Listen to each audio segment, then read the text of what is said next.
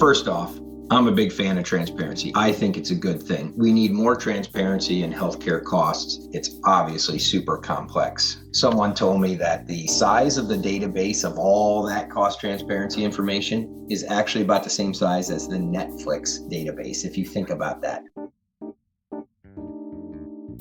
Welcome to the Leader's Edge podcast. I'm Sandy Laycox, Editor-in-Chief of Leader's Edge. In this podcast, sponsored by UnitedHealthcare, I talk with Dan Kueter, CEO of UnitedHealthcare Employer and Individual. Our conversation covers all of the crucial topics in healthcare coverage today, starting with affordability. Diving right in, Dan discusses where employers are most focused in dealing with healthcare coverage affordability and how they see it affecting their workforces. Well, no doubt, affordability is and has been for some time the number one concern for employers. And employers are not only worried about affordability for them, of course, they're very much worried about affordability for their employees. As you know, cost shifting or cost balancing between employer and employee has always occurred. But I think a higher and higher percentage of employers are finding it more difficult to continue to shift even their fair share, as some might say, or their pro rata share of cost to employees. So employers are very much aware of the increasing burden on their employees and their families to cover their share of what has been really a increasing cost trend environment for the past couple of years. 8 to 9% medical cost trend in the last couple of years, and early look at 2026 would suggest that's continuing as we have expected. And as we begin to look at pricing already for 2027, as some state filing requirements are upon us, an indication that trend is going to continue into 2027. So that makes this affordability challenge forefront for employers' minds. Healthcare costs aren't the only issues concerning employer plan sponsors, Dan says. Issues like plan simplicity and transparency are rising to the surface. They're well aware of the complexity of healthcare, and they hear it from their employees. And so simplicity is right behind affordability. How to get to simplicity and provide employees with transparency into their cost, into their experience, increasing perhaps employees' engagement in the choices that they have around their benefits and tailoring those benefits to meet their family need and situations. And then transparency and awareness.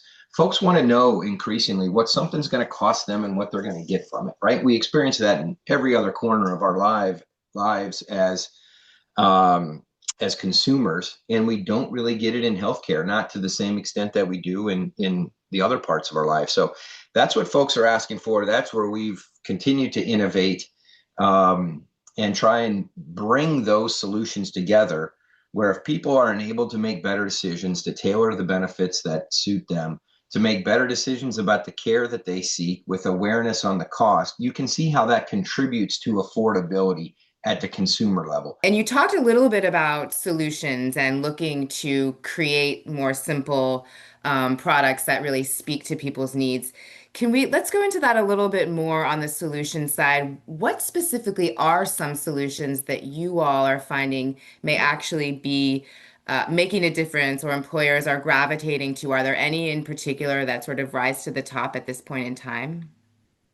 Yeah, so a number of things related to transparency and this cost awareness and helping consumers make better choices as they seek care, or at least be fully aware of the cost implications of the choices that they make. And we've deployed a number of things over the past few years in this regard, from treatment cost estimators that are readily available to our members that will help them have insight into the costs that they may expect that take into account where they are in their benefit accumulators, where they are in their deductible, where they may be in approaching their out-of-pocket max for the small percentage of people that do that.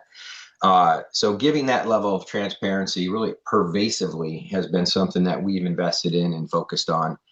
And then, beyond that, the innovation that we've brought to market in a product called Surest, which hopefully most of your listeners, if not all, have heard of at this point, which is a really significant investment from us that brings really patented technology and bundles it together to help drive affordability for the employer, for the consumer, and do so all in a very transparent fashion, and gets rid of the two things that we hear that consumers want to change about American healthcare. That's deductibles and then a complexity associated with coinsurance. So Surest is a copay product, first dollar coverage, but with variable copays that are fully transparent to consumers in a super easy to use digital app that helps them understand what the cost of a procedure at one location versus another may be. You see how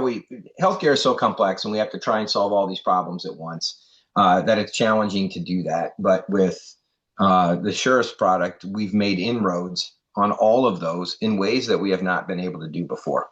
Absolutely. And this is something that employers can get as part of their plan options or Yeah, no question about it. And I appreciate you raising that. And it's a good point to make that we have a high percentage of our customers offering a Surest solution to their employees. Half of our national account customers, 5,000 and above, have a Surest offering. Wow. Now, almost no employers go strictly Surest only, because there's a recognition back to the whole choice that employees want. Surest, because of the way the HSA tax rules work with the IRS and the requirement for a deductible, Surest doesn't have a deductible. It's first dollar coverage copay, and that's not compatible with an HSA today. And there's some percentage of employees that absolutely want that. So what we have found and what our distribution partners, brokers have told us is most successful from their discussions with their customers.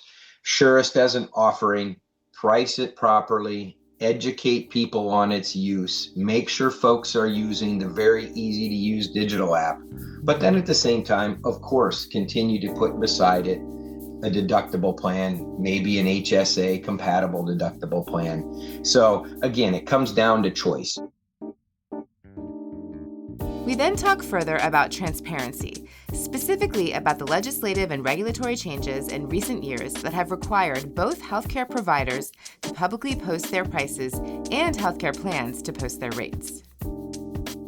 First off, I'm a big fan of transparency. I think it's a good thing. We need more transparency in healthcare costs. And you're exactly right that there are now laws and regulations that require a level of transparency from providers. They have to post their prices, their cash price, their negotiated rates with different payers. And on the payer side, we have to post ours as well. And so I think it's largely been very positive. It's obviously super complex data.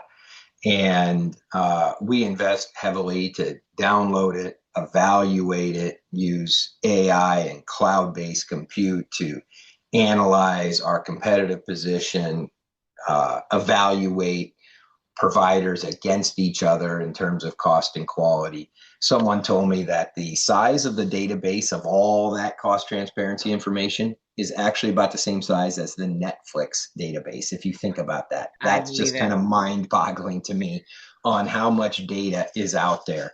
So that the mass of data makes it complex. So distilling it into usable information for the employer, consumer, providers, for them to evaluate themselves against each other, payers to obviously assess their own competitiveness. All of that takes a lot of work, but having transparency is very good. And it allows more apples to apples comparisons. And it can be inflationary. I've heard some people suggest, and you said there's been mixed reviews. I think one of the knocks on transparency is it's created in pockets some inflation, where cost inflation, where A provider may recognize that their cost for a given posted service, a shoppable service, if you will, is below what others are. So they're like, well, shoot, we might as well take our price up. We might as well have our MRI cost match the other guys. And so that's an example of inflationary pressure that has shown itself in places. But I think the opposite of it has also been true, where some providers have noticed that they've had anomalous pricing for, maybe it's for imaging, maybe it's for shoppable outpatient surgeries, maybe it's for their ER utilization. There's different levels of ER utilization. So at some of their points, they may find that their price is out of line. And when we and other payers illuminate that, they're concerned that it's going to impact in certain parts of their business, the volume that they receive. So they seek to bring those prices down and more in line competitively. So I think it served a great purpose in that regard as well. And on balance, it's good because it's helping consumers get the information that they need to be better shoppers. So the regulations that brought about increased transparency of costs from the provider and the payer side, I think have been well-timed, generally well done, helpful, and beyond what they were intended to do insofar as it stimulated transparency in other areas. And that is all on the right trajectory for what we need in healthcare, I think. Is there anything in particular that you think is kind of next steps for this, or is it too hard to tell? Yeah, well, we continue to innovate on things like Surest and an offering that we're bringing forward. We call it Smart Choice. It's kind of an AI-powered tool that helps people fully evaluate their benefits and preferences and make better choices. So helping consumers at the point of enrollment, I think we can do more to help them choose the benefit plan that best fits them. That begins to tee up what I think could be the macro trend of the future. And it helps employers and employees. And that's a defined contribution, consumer selected plan under an employer funded and sponsored umbrella. So as we think about where the market may go, right, allowing consumers more choice, taking advantage of the transparency that exists today, recognizing that the 3, 4, 5 benefit plan offerings that most employers make available to their employees today fit with a portion of the population, but certainly aren't ideal for most of us. If we could design our own plan, but consumers, I think, would really welcome the opportunity to have their benefit plan tweaked a little bit for here's what your experience informs us. Here's what people like you have done. Or someone that knows they want their specific provider network to look like this versus that. So to have some flexibility in that regard and allow consumers to have the ability to choose alternative benefit plans beyond just the 3, 4, or 5 that an employer might make available. And I think when we do that, we begin to tailor benefits more to people, which will naturally lead to some benefits in affordability from that regard at the consumer level. It creates some actuarial complexity, but hey, cloud-based compute and AI and so forth will help companies like us adjust for that. So I think that's kind of on the horizon. AI and other things is really going to give us the opportunity to much more customize benefits, customize experiences, be much more predictive in when consumers are going to engage with healthcare, and therefore also be much better at servicing consumers. Finally, we discussed the topic du jour, artificial intelligence, and how AI is being used internally at UHC and in client-facing ways, as well as where it can make a difference in personalized healthcare and where we're just not ready for it to go. We've got scores and scores of AI use cases, and the first batch, if you will, of AI use cases is really focused around productivity internally, right? We want customer advocates, folks that are on the phone, to be assisted by AI, to be more responsive, quicker to answer for consumers. Have AI in our digital tools to help guide consumers to what they're looking for more simply. So that's kind of the basic number one first use case of AI. And we've been at that for a year or maybe even two in some areas. And now we're pushing more into consumer enablement driven by AI. So we recently launched an AI chatbot. We call her Avery. By the end of the year, 20 million of our members will have access to Avery, Wow. who will be able to answer questions related to your benefits, things that you at one time would have had to pick up the phone and call an advocate for, or get into your digital app and find the right menu and then click to here and there and wherever to get the information. Now is really voice enabled. So we think it's just like you ask Alexa for a timer on the frozen pizza or a recipe for what have you. And Americans have really gotten accustomed to doing that in other parts of their life. Avery is giving people the ability to do that as it relates to their benefits. And so you're going to see us continuing to expand in that regard and make great headway there. And then, next on the horizon for us in AI is to really be some of the things that I talked about with consumer customization are enabled by AI.